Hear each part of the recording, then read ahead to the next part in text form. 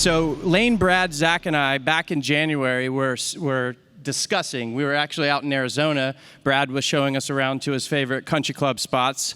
And a question came up, is how do we take the amazing brain power that's in this room and make that more available throughout the year? And the answer to that is really something called Franchisors.com. It's a logo that you've probably seen back when we did the bus tour. It was on the side of the bus, but now that website is a resource. So if you would like to go see today's keynote speaker, this afternoon's keynote speaker, his 2016 session, you can go search. If your topic is development, whatever it is, Franchisors.com houses that content. And then secondly, there's an online community element that's launching after this event where you can ask questions. Maybe you want to jump into the Springboard session, share your top takeaways. Now we can learn in that way from other people's notes. And then there's learning pods, marketing pods, operations pods. It's a whole community. So you can find that on Franchisors.com. So, having that said, our next speaker is someone that many in this room have learned from. He's mentored a lot of people in this room. And, you know, I found it interesting this morning, a lot of people stood up that have not been to this event yet. And so I want to say to those folks, you're in for a real treat. For those that haven't met him, this is going to be a really impactful session. He has made a tremendous impact on the industry, and like I said, he's mentored many. And to quote the 2022, so last year's Springboard wrap, you can go far like David Barr. And so I'd like to welcome to the stage former IFA chair, investor, franchisor, franchisee, and much more, David Barr. Memory that you can go far like David Barr. But in the end, your support systems matter. Springboard for all, so you don't fall. But in the end, your franchisees matter. Franchise. Yes. Hello. That was Brad and Lane last year. I guess they had car and bar and far, so they went with it. But as Ryan said, always great to be at Springboard, ready for a great time. I've met many of you. Glad to see new faces again, or glad to see old faces again and new faces once again. What I'd like to do, though, is those owners or founders, so if you're a significant owner or founder of a franchisor or franchisee, can I ask you to stand? And I'd say to the rest of the room, these are the people we celebrate, right? These are why suppliers are here. This is why employees are here. We're here for these people. They're creating jobs. They're making a difference in the industry, and they're making a difference in America. So thank you. I say that because I don't want us to ever lose touch with what franchising is different. Franchising is different because it's both entrepreneurial and it scales to allow others to be entrepreneurial. And that's why I include franchisees and franchisors. We're one big family in this industry, and I want to make sure we never lose contact with that. So in the past, as Ryan mentioned, I've talked a number of years. Many of you have heard it, some of the slides you're going to see. I will tell you that because we have so many new people, the message never gets old. Now, there's a lot of new content for those that have seen me speak before, but there's some tidbits that I always want to be sure that people see, because at different times of your journey, you'll see them and hear them differently. And so some of those are the path to 100, the culture of growth, leadership, and what is our why. Those have been the kind of the last 4 talks. And some of you have called this, as you pass me in the hall, you say, oh, that's a David Barr musing, or that's a David Barr teaching. Maybe a few of you even say that's a David Barr rant. But this year, we're going to do something different. Just like Lane said, we want to talk about what you want to talk about. So you're going to help direct this conversation today. And with that, I need you to be a doer, not a mooer. okay? Now, why do I say that? What's a mooer? A mooer is that person who sits at the table and goes, yeah, that's interesting. That's a good point. Lane was funny. Yeah, David, I might remember that. I might not. That's a mooer, okay? A doer is someone who says, I'm going to get 3 nuggets out of today. I'm going to write them down, and I'm going to incorporate them back into my business. Just 3 nuggets. Doesn't have to be from me, but if you can't get 3 nuggets out of the wonderful content that Lane and Brad are putting on, then you're missing it. You're missing the why to be here. So look for your 3 nuggets. And you're going to start by being a doer by looking at this QR code. Everybody has a phone. And you get to type in 3 topics that you want me to talk about. Okay? It will pop up. The first thing you're going to do is it might ask for your name. You don't have to put your name. You can see where it says skip. And then you just type in 3 topics. Take a moment to do that. I can see we're going to form a word cloud here. I got some coming in. Get some more. Come on, I only have about 8 people in there. Here we go. We're starting up. All right. Keep going. 3 topics.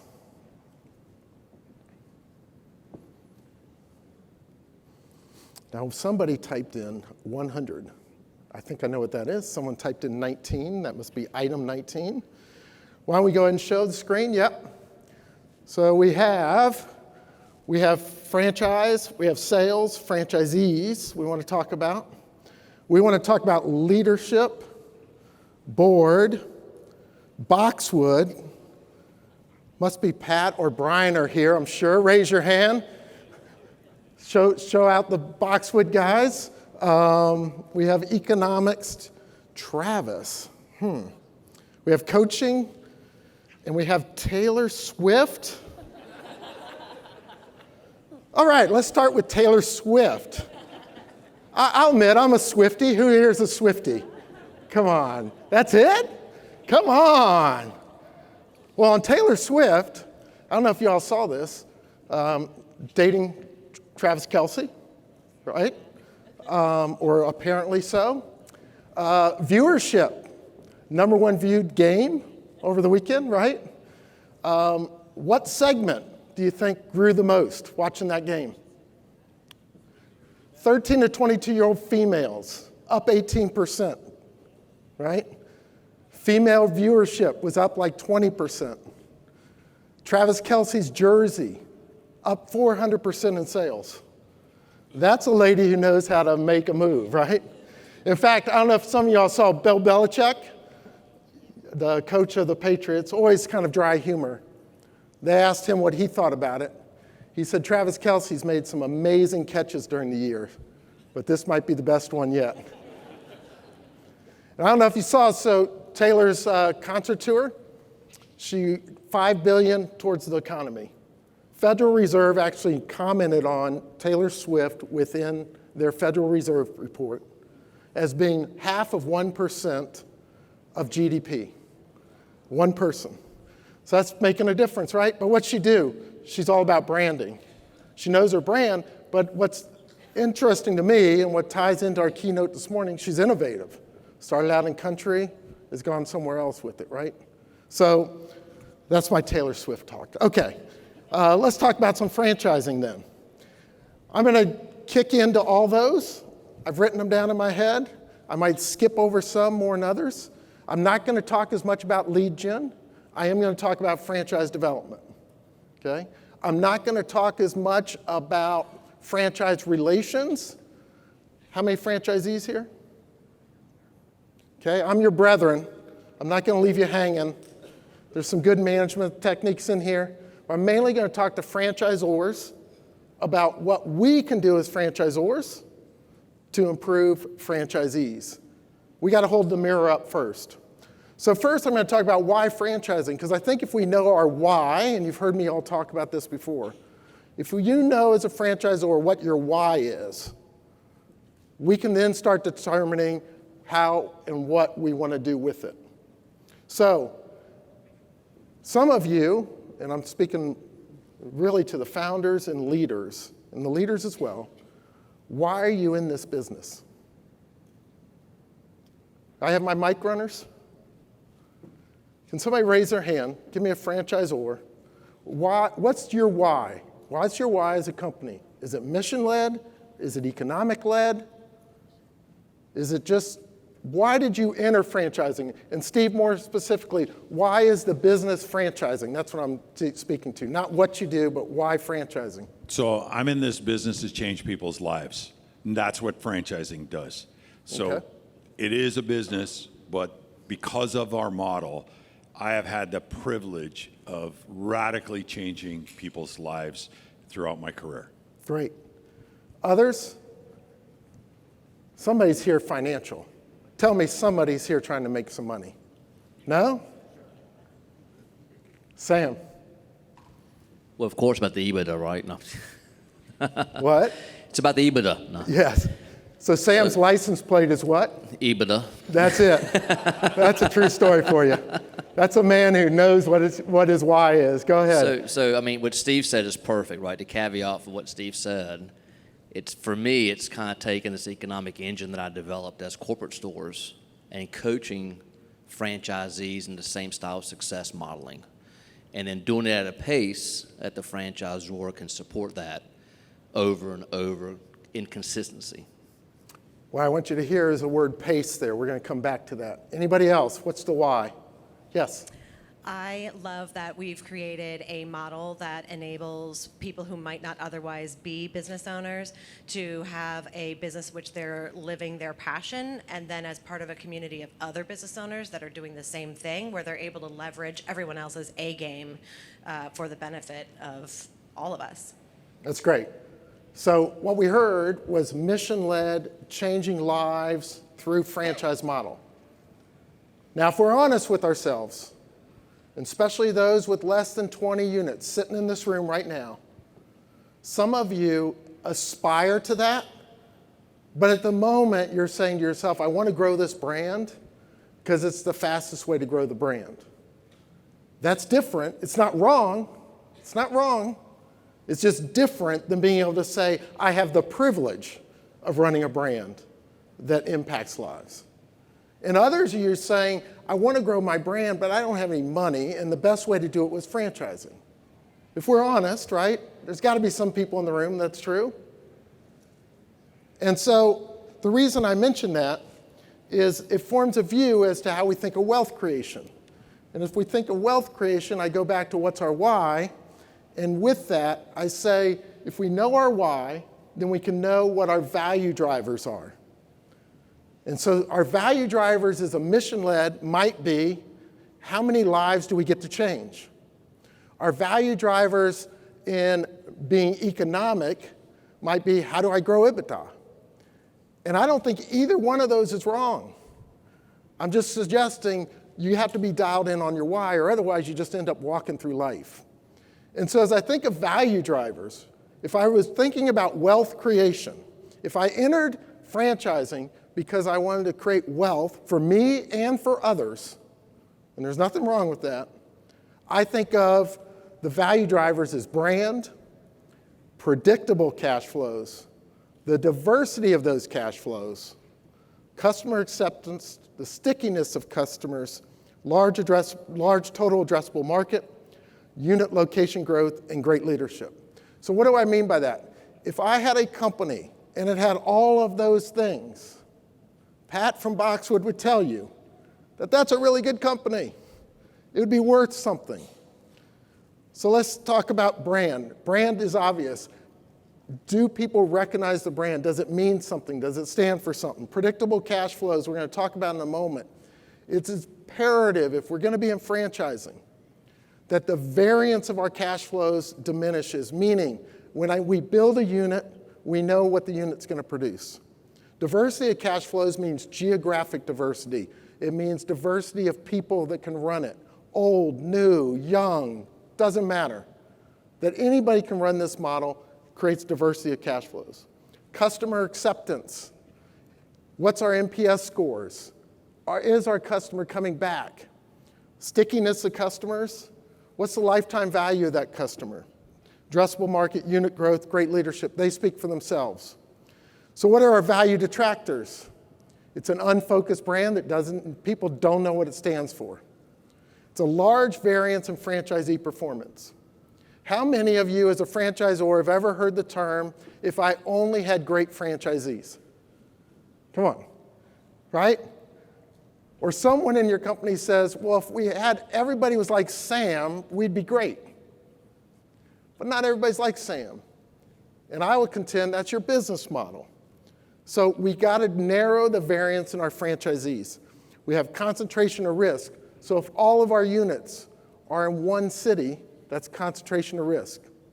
The one that I want to talk about, though, in more depth is the acquisition cost of customers greater than lifetime value. I mean, the acquisition cost of customers is a detractor if it's greater than the lifetime value of the customer. So let me speak to that for a moment. Because if you ask me, if I was sitting here 20 years ago, what's the one topic, if I knew one thing really well, that I'd probably not be standing here and be sitting on a beach somewhere, it would be if I really understood item 5. So as franchisors, you need to know what's the cost of acquisition of a franchisee and what's the lifetime value. And we're going to talk about that some more. But you also need to know the end customer. What's the cost of that acquisition of the end customer to your franchisee versus the lifetime value? If you have a business model, the lifetime value well exceeds the cost of acquisition, you win. Hands down, you win. Game over, you win. It's that important, and yet we never talk about it. And it's that important because what's the difference between Chick-fil-A and Burger King? It's the stickiness of the customer, right? They probably have almost the same cost of acquisition. I would contend Chick-fil-A probably has less. They do less marketing. So they acquire customers less expensively, but the lifetime value of that customer is great. And so as we think about how do we grow our business, we got to think about what is adding value and what is detracting value. And I say that, so how many in the room have less than 100 units? Okay, so at least 60% of the room, maybe? Well, if that's the case, you've heard consistently that 100, everybody's got to get to 100. And I've probably been preaching that for 6 years, and I almost feel like I've overpreached it.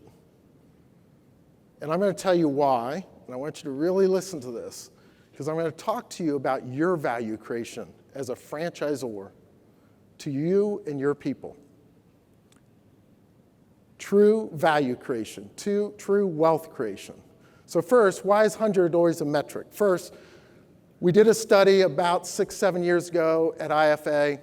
We know that only 16% of franchisors ever get to 100 units. So that just became this measurement of success.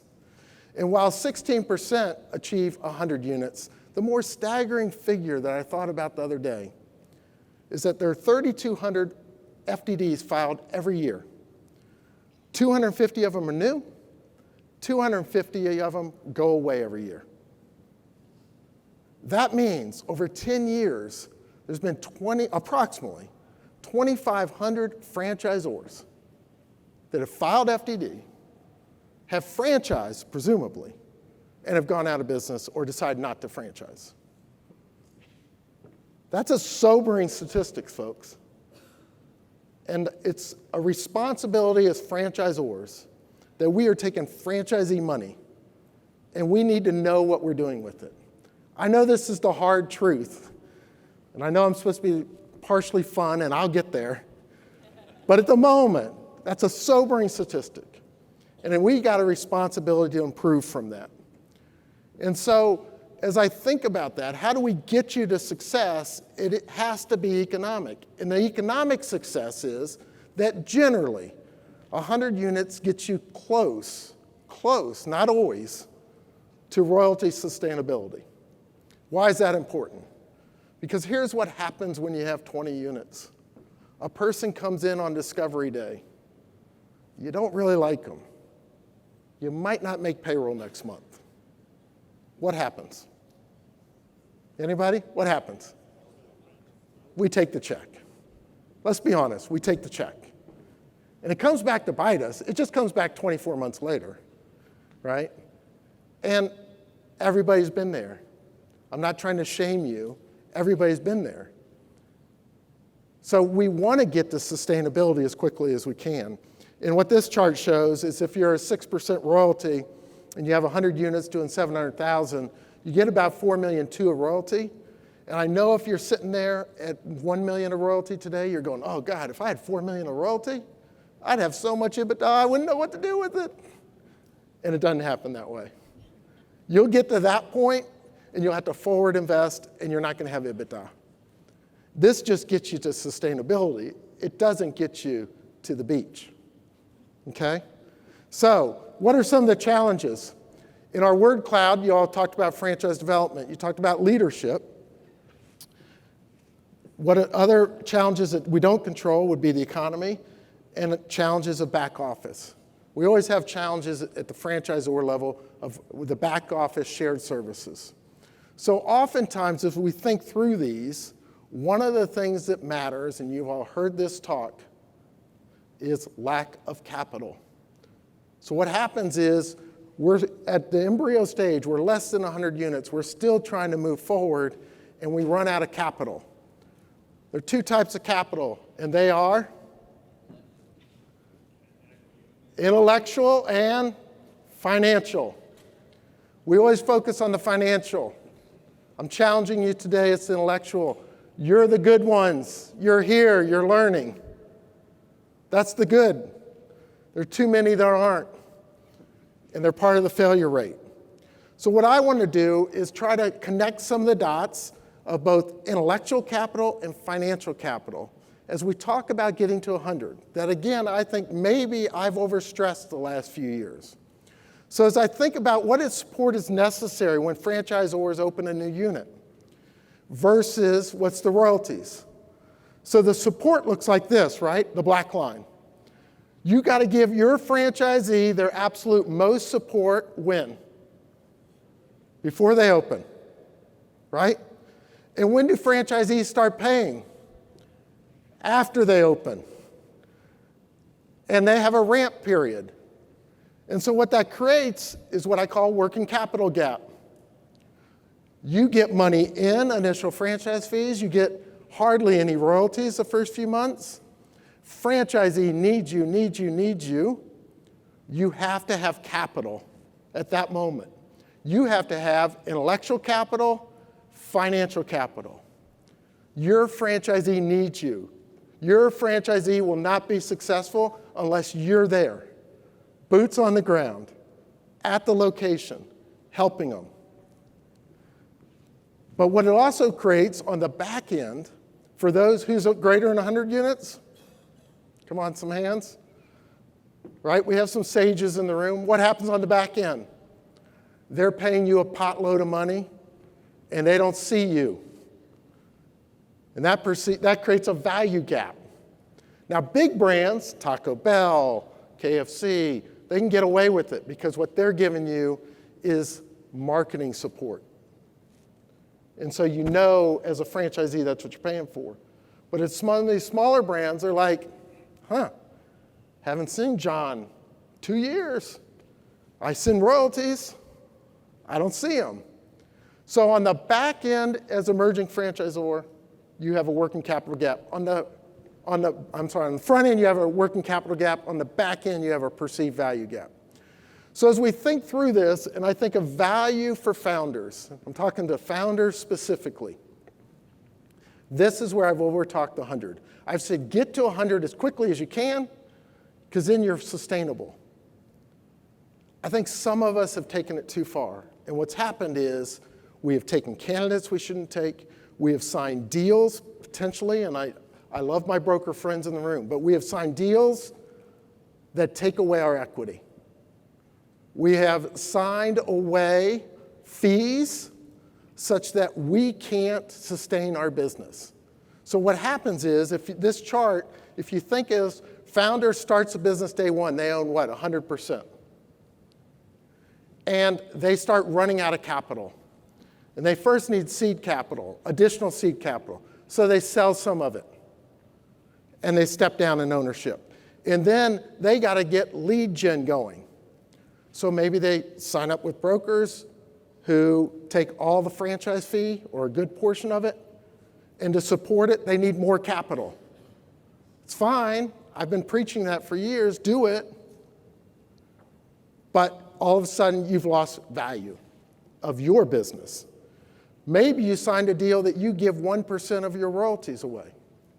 If you give 1% on a 5% royalty, how much of your business have you given away? Anybody say 20? Much more than 20. Much more than 20. Closer to 40% of your business in equity you just gave away. And we did it, and I've done it too, folks. I've done it. But what happens is we did it to get to sustainability so we wouldn't have to raise capital, right? But in doing so, we gave away capital. And we continue to have these working capital needs. So all of a sudden, you founders in the room, we've diluted ourselves. And what we want to do is create value. I want you to create wealth. So what it looks like is this. Our unit growth explodes, but our ownership goes down, right? And what I'm asking you to think about, is there a slower path? Is there a path that you still do all of those activities, but you might not be just as quick, such that at the end of the day, you have more ownership, yet you might have fewer units? So what does that look like?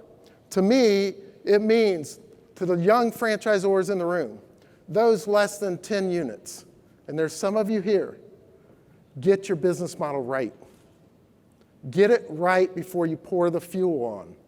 Because when you pour the fuel on, you're going to run out of capital. I know it doesn't make sense, but I've seen this movie. Get your business model right. Consider building more company-operated units. Why? Because it gets your business model right, but more importantly, if it's really right, it will produce cash. Cash that will then fund everything that I'm talking about, and you don't have to go raise more capital. And as a result, you'll own more of your business. And it will get you through that period that might end up looking slower, but when you get there, you'll own it. And so I'm just asking you to pause and think about that. One of our other cloud words was leadership. Leadership gets really tough in these growth periods. You start out, what this chart shows is the fulcrum point. The middle is you as founder or CEO. And we think of you having a board of advisors above you. I'm not going to talk as much about that. I'm glad to talk about it. I'm fortunate I sit on a number of boards, glad to give you those experiences. But I'm going to talk about underneath. What happens when you're first growing a business is everybody's an athlete, right? They're an athlete. They're not specialists, they're an athlete. And as you develop the business, they have to become what? Specialists. So when you have a company less than 10 units, let's say, the person who does marketing probably does HR, maybe, right? Person does accounting, maybe does logistics. And you're all athletes, and we all just work really hard. And because everybody's working really hard, what happens is we take this next step, and we achieve, let's say, from 10 units to 50 units, and we want to bring everybody along the trip. But now we need specialists. Now we need the person who understands true logistics. And maybe we outsource some of that and get the specialists, or maybe we hire. But we move down this line, and we move from this leadership of athletes to specialists, and what I N -2 becomes critically important. At the final stages, as you get over 100, those people that don't report to you are the lifeblood of your company. And you need to know who they are, and you need to understand it, and you need to lead them. And what also happens is when we do this is the critical jobs have to be filled. So what happens? We have great athletes. We now have critical job. They were a great athlete. We put them in critical job. And potentially what we've done is we've taken them out of position. Or we take our stars and leave them where they've always been as an athlete, and now they're in the less important job, and they become what? Wasted resources. Be aware of it. And if we're truly going to grow a company fast, and I mean fast, you have to think about how fast your company's growing versus the intellectual talent of your company. But here's where we hold the mirror up. This is the hard truth. Many of you as founders, your company is going to outgrow you. Your company is going to outgrow you. You're going to have to ask yourself, do I want my company to grow, or do I want to stay here? Or, how do I become a visionary? I was always a visionary. Let me be visionary. Let me bring some people in. Yes, that means I make less money. Yes, that means I get diluted in value. But bring some people in that are going to run it, and I'll continue to be visionary. And so just be aware of that. I'm not just talking about your team, but it also means your team. Some of you have great people as athletes. They're going to be a terrible CMO as head of marketing.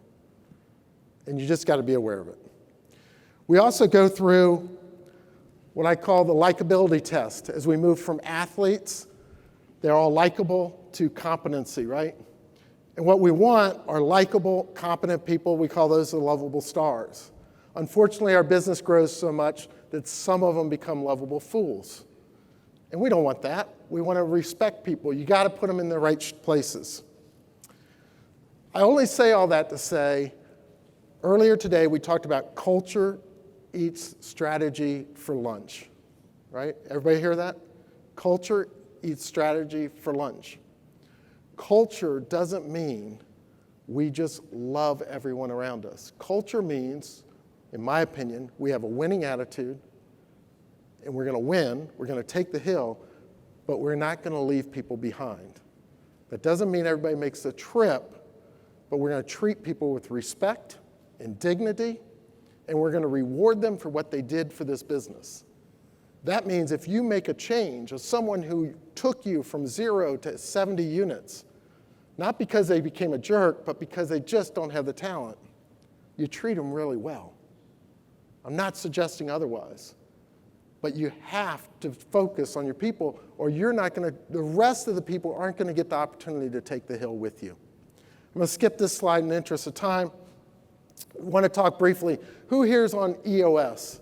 EOS? Okay, Entrepreneurial Operating System for those that are new to franchising.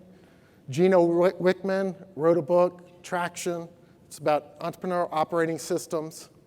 It talks about the need to simplify your business, systematize, structure, delegate, and predict. It's all about how can we predict our business so we can grow our business. I use it in about 6 different companies. I like it.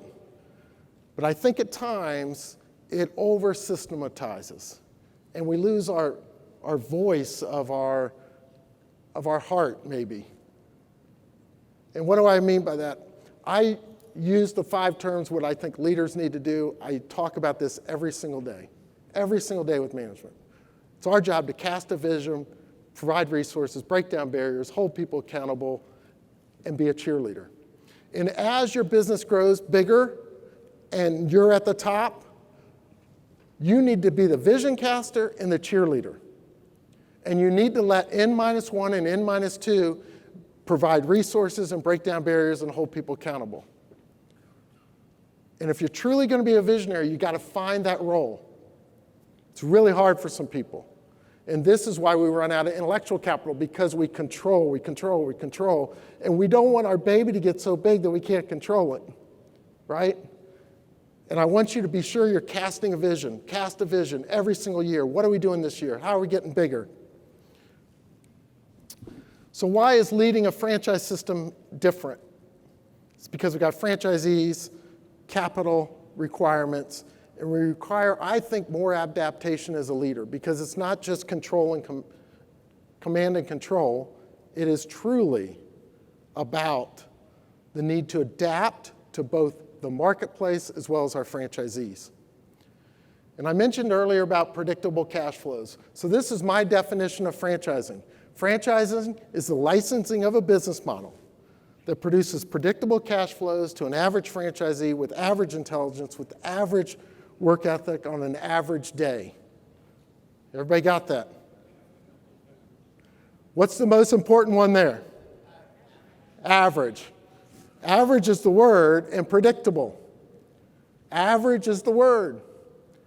Too many of you, too many franchisors, I hear it in every boardroom. Why did that store fail?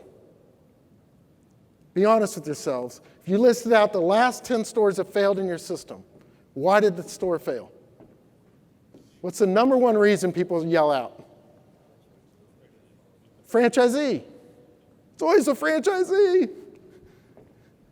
If I just had better franchisees. And I'm not saying that doesn't happen. I'm a franchisor too. I'm also a franchisee. And I'll tell you, what I see too often is this. Instead of a tight curve, and this is what I mean by lack of variance. When we build a unit, when Tony builds a stretch zone, he should know within a range, bad franchisee, good franchisee, but I got a business model that's nailing it. And he does, I'll add, but nailing it, right? I can't have this curve be flat and say, well, good franchisees over here, bad franchisees over there. At some point, franchisor, I'm sorry, that's on us. Predictable is important. Yes, we all have item 19. That was also on our list. I personally think item 19 should be exploded, expanded. I would like to see more detail. I think it's good for franchising. I think if franchisors really had to dig deep, we'd all figure it out. And I think that disclosure would keep 250 franchisors a year. It would stop them franchising when they shouldn't be. So yes, I have an opinion on that. Because we should be predictable. We should say, within a range, you should do this business. There's always exceptions, I get that. But too many of us are franchising because somehow we're using other people's money. And what I just showed you is you're going to use other people's money no matter what. You're going to use other people's money if you take it from them and dilute your equity table, or you're going to use other people's money at the franchisee level.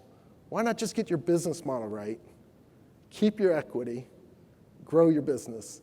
But to do that, you got to be able to fulfill this statement here.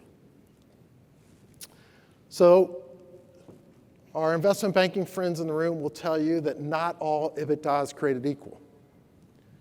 EBITDA of royalties, manufacturing margins, tech fees, those are important. What do they require? Franchisees, long-term, sustainable, predictable. One-time EBITDA, initial franchise fees, sale of company units, international, that comes and goes. That's not as good of EBITDA. Why is that important? That's what creates value.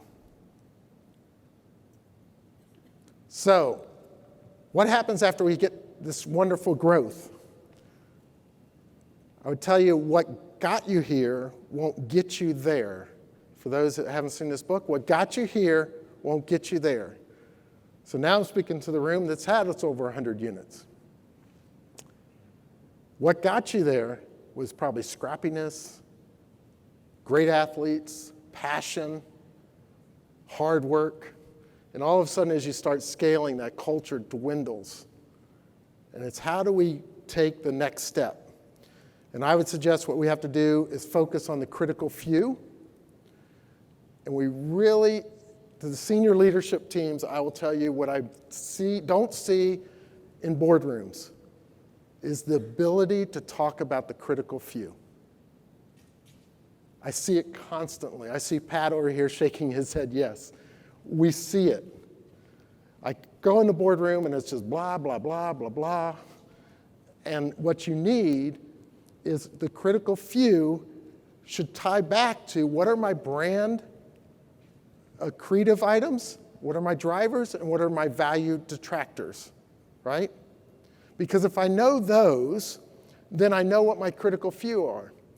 And I just spoke about average franchisee on an average day with average work ethic produces an average P&L, right?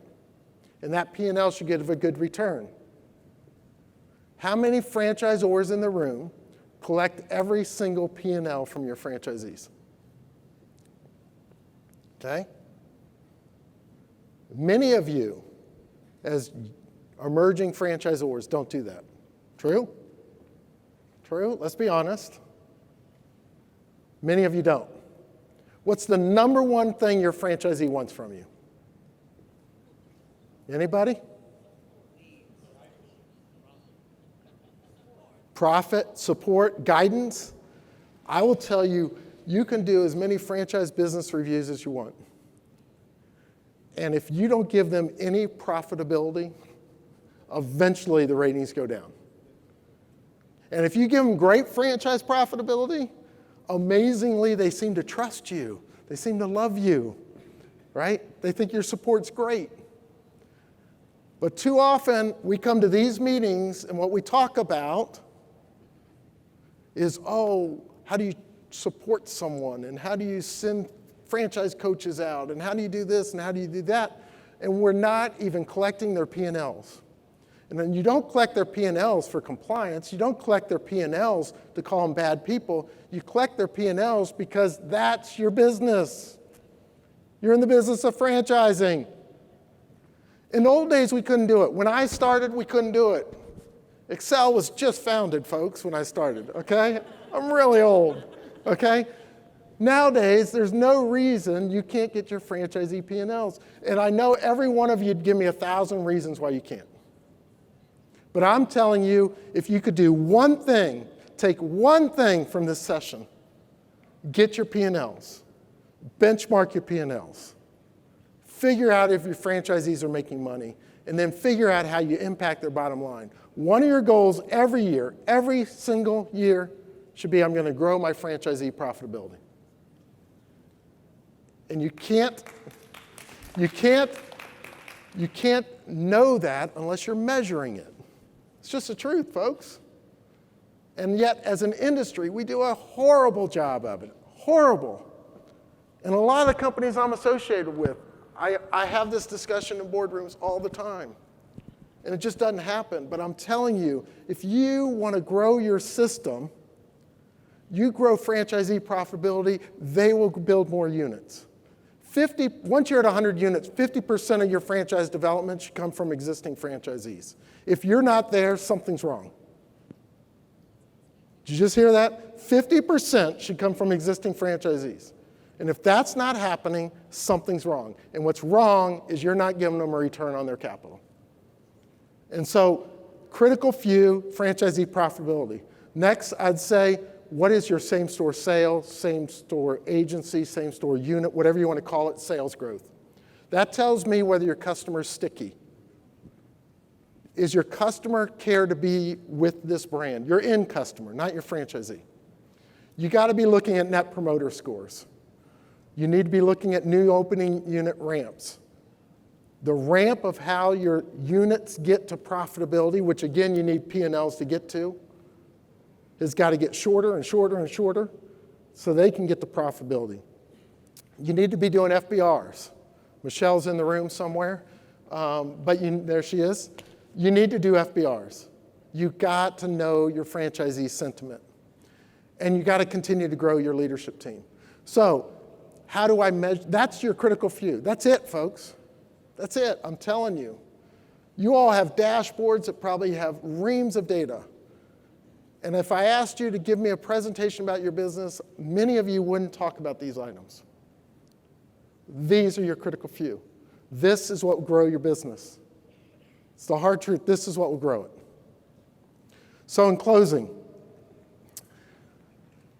I know I wasn't overly lighthearted today. Some days I can get that way. I'm sorry. But the journey to be a franchisor can be difficult. And I just think sometimes we need to hear it. And we got to stay grounded in our why.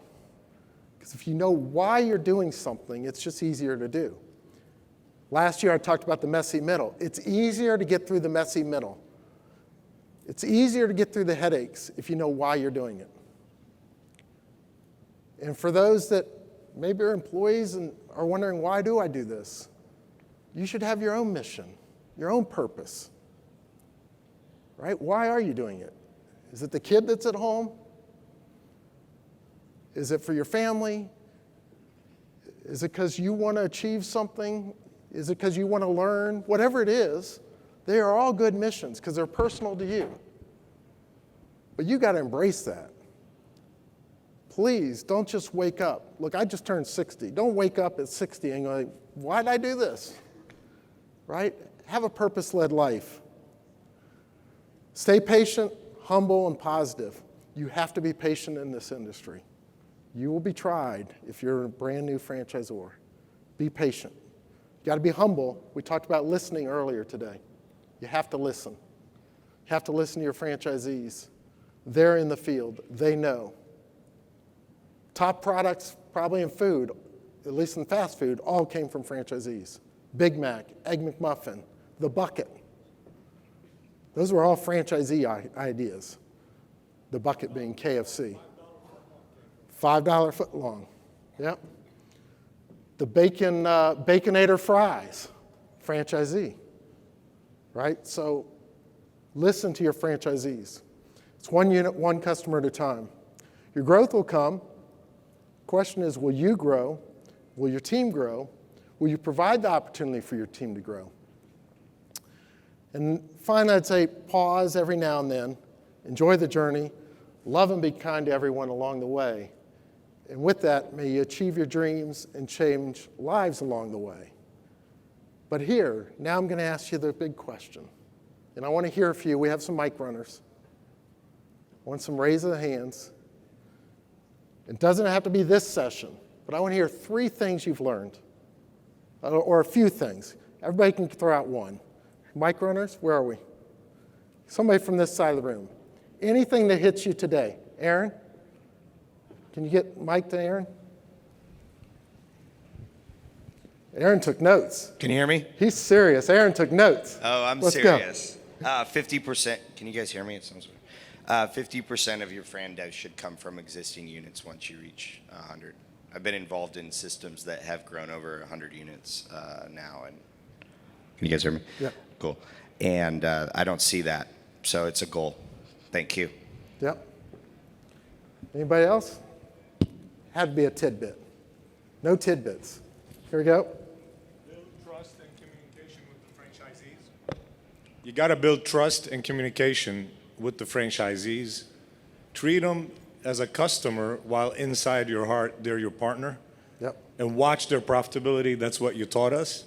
And you, we need the statue for you in this business because you care about people. Thank you. Give them a round of applause. That was kind of you. Mic runner here? Sure. Oh, go ahead, Brad. The fact that in EOS, which is a fantastic operating system, we have to be careful not to let the visionaries' creativity be stifled by processes. It's something I hadn't heard, and it's so true. Yeah, so for those with the EOS, you can almost paper cut yourself to death, right? You can get in processes. What Red's speaking to is we got to be sure the vision constantly drives us. We got 2 over here from Mike Runner over here. There's one here, and then Charlie.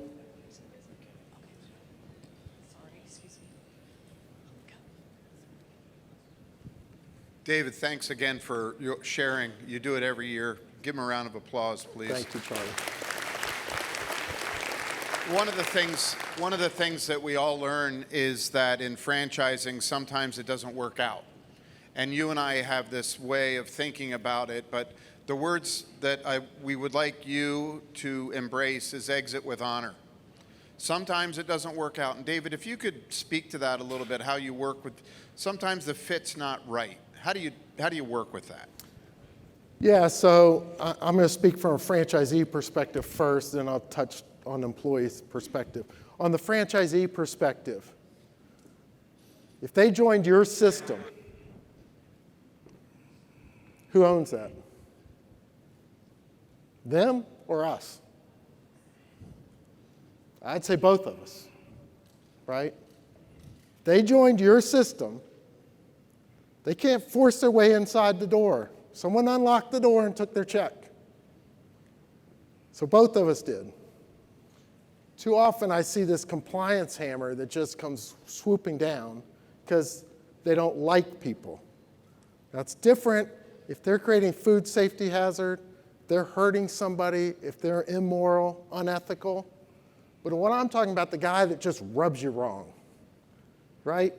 Sends you needling messages, you just don't love it, you don't like it. And you say, hammer down there, and the lovable fool over here that treats you nice, but is running just as bad of a unit, you don't address. My opinion, that's wrong.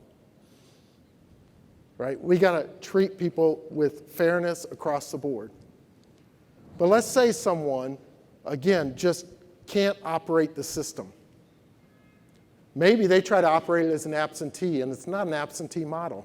There's a lot of those out there that we sell as absentee, and deep down we know they're not absentee models. And if that happens, how do we now get that person to transition out? And you do it, just as Charlie said, with dignity but hard words. Just like I've spoken to you all today. You just hold the mirror up, like, folks, it's just not working. This is not an absentee model. Sorry you thought it was an absentee model. Don't know how that happened, but it did, but we got to exit. And you work with them on a transfer, right? What I think needs to be respected more from a franchisee standpoint is their equity. Their equity. If you treat a franchisee's equity with respect and allow them the opportunity to capture the equity, and sometimes that equity is zero, folks, right? We know that. I'll speak to the franchisees in the room. If you have a unit you're losing money, it's a zero. You can't say, I put $300,000 in, it's a zero. And so when the franchisor tries to help you exit with a $25,000 transfer, take the exit. But I'm saying to the franchisor, you got to create the dignity that they can leave and exit. We don't just come in and compliance somebody to death, in my opinion. It will come back and bite your culture. Okay? As it relates to employees, when it's not a good fit, oftentimes we've outgrown their intellectual capital. That's all. If they were a great fit at the beginning, and they're not a great fit, we outgrew their intellectual capital, then we have to know that we did that. Because I'm telling you, if you want to go 0 to 100, you will outgrow, I would venture to say you'll outgrow 80 to 90% of your team. That's what I've seen in my experience. It is a different individual that can take it that far. And so what do? You say, wow, we grew from 0 to 50. We grew from 100 to 300. Whatever it is, there's value creation there. How do you get to share that with this individual? How do you get to set them up for their success? We had another one over here. Mic runner. We had 2 people right here. I'm going to do about 2 more, Lane. Hi. Actually, it was just what you mentioned. So it was about the company outgrowing the employees. I've learned that employees go in the buckets from A to D, and the yesterday's lovable star might become today's lovable fool. And providing the exit that's for that individual or setting them up to exit with dignity is really important because it reflects on the company culture within the organization and also the one you have with your franchisees, but specifically within the organization. Great, thank you. We have one more behind you. Oh, okay. We'll go over here first. Go ahead. David, thank you for this. One thing I learned that I wanted to share was when you're working with your vendors and your suppliers and your partners, work with them on problems of the future and not just today. Absolutely. Actually, you have a room full of great suppliers. And so for the emerging brands, I'd tell you, you can't afford a board of directors, probably. Get your suppliers together. Even get some of your best suppliers together. Ask them if they'll invest 4 hours with you. I don't know of a supplier that won't say, if I am willing to be vulnerable and tell you all the warts of my business as a young franchisor, will you, supplier, tell me what I could do differently? And if you said to them, I'd like to do that 4 times a year for 4 hours, meaning 1 hour, 1 hour, 1 hour, 1 hour. Suppliers in the room, who would do that? Look at those hands, folks. Our emerging franchisors, I'm telling you, that's your board right there. That's your board. They'll tell you. They've seen it all. They've seen the movies. You have a free board, a free wealth of knowledge. So thank you for that. We had one more over here. While you're getting a mic, we'll go over here. Yeah, I wanted to share, I learned a couple things in the business. One, from coming to an event like this, where they said if you've got franchisees in the system that gripe or are the ones, the big voices, put them on your FAC, because then give them a voice, they can help kind of drive change, and they'll also communicate change. And the last one is a franchisee early on in my career said, when you start signing the front of the check, not the back, you'll understand what I do every day. I thought it was something I've just kept in mind, because they are the franchisor's customer. Well, thank you for that. Some of you know I've been a franchisor, franchisee, and supplier. I like to say I'm all things franchising. I bought my first franchise unit in 1998. It was a KFC, and I sweated in the back and fried me some chicken. But so that grounds you. It does. So go ahead. Last one. But I was really struck by the idea that transparency in the business, we often end up listening to the loudest voices who have the worst performance. And a great way to mutate that is to be transparent of who's performing and have that credibility tied.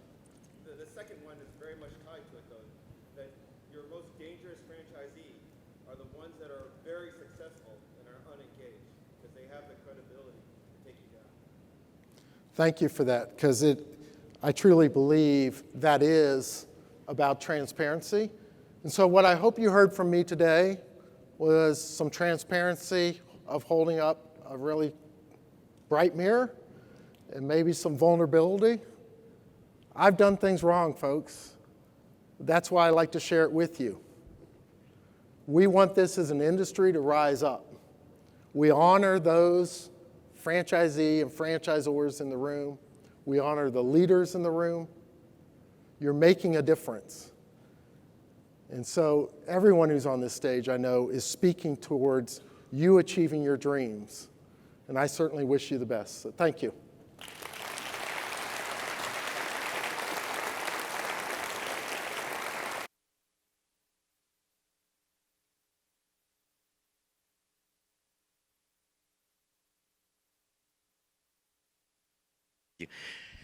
Wow, we almost didn't have anybody to talk in. We'd have to use our regular voices. David, this was fantastic. This is actually chapter 11, I think, because it's been nearly every one. It's began at unconferences where we started to tease an idea that David wouldn't tell you about, but you wouldn't answer many questions about, but it evolved into this incredibly amazing ongoing discussion that we've had. So I really appreciate it. I think the fact that people can make their takeaways and articulate them quickly is actually great, and a testament to how much effort you put in and how much people are listening. So let me get another round of applause for David. Thank you.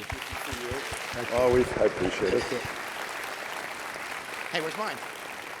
And we're also, he didn't even do it to you. What? He gave it to me. He didn't present the award, so we're He presenting did. Dave with Oh, another okay. award back in the Hall of Fame.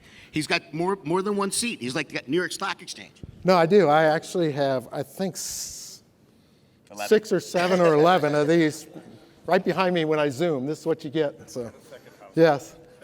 That's right. So Thanks it's so much, great. David. Thank you. Okay, we're going to break down the thing.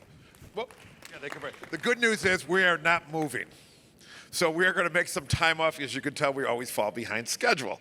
So we'll give it about 6-7 minutes. So right after 3:30, 3:32, run to the restroom fast. And we have a wonderful moderator who's I'm married to. And Tony Khan, who's got a great story. So we can't wait for you to hear it.